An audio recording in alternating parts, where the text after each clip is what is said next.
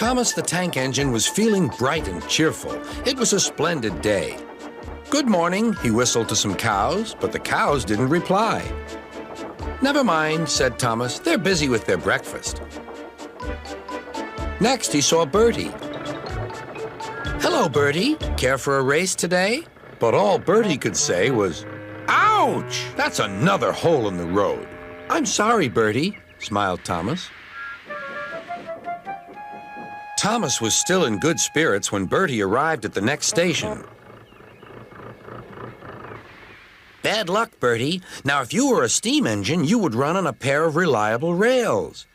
"Huh," replied Bertie. "The railway was supposed to deliver tar to mend the road 2 weeks ago. You can't trust a thing that runs on rails."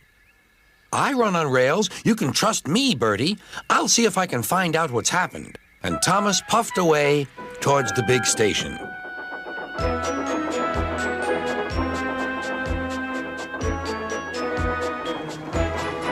James was snorting about in the yard. "It's too bad," he grumbled. "Percy goes to work at the harbor and I do his job, here, there, and everywhere. Take that!" "Oh," groaned the freight cars, "just you wait. We'll show you." Gordon laughed. "I'll tell you what, James. If you pretended to be ill everywhere, you couldn't shunt freight cars here or go to the quarry there, could you?" "What a good idea," agreed James. "Look, here comes Thomas. I'll start pretending now." Thomas was sorry to see the engines looking miserable. "Cheer up," he puffed. "It's a beautiful day." "Yes," grumbled Gordon, "but not for James." "What's the matter?" asked Thomas. "He's sick," replied Gordon. "Yes, he is. I mean, I am," stuttered James. "I don't feel well at all." "Don't worry," said Thomas kindly. "I'll help out if you're ill." Gordon and James snickered quietly to each other. Some of James's cars were coupled behind Thomas and he steamed away to the quarry. The cars were still cross. "We couldn't pay James back for bumping us, so we'll play tricks on Thomas instead. One engine is as good as another." But Thomas didn't hear them. He collected all the stone from the quarry and set off back to the junction.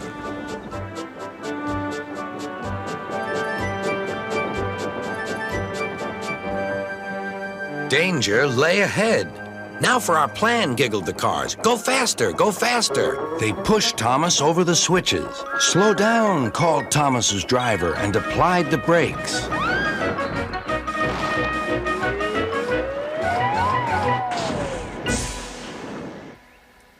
Poor Thomas stood dazed and surprised in a muddy pond as a toad eyed him suspiciously. "Bust my buffers," muttered Thomas. "The day started so well, too." Duck pulled away the cars, and Edward helped Thomas back to the junction. Suddenly, Thomas remembered the missing tar. He told Edward all about it. "That's strange," said Edward. "A car full of tar has been left at my station. That must be it. Driver will make sure it gets to Bertie now."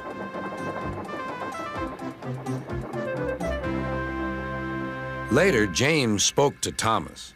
"I'm sorry about your accident," he muttered, "and so is Gordon. We didn't mean to get you into trouble."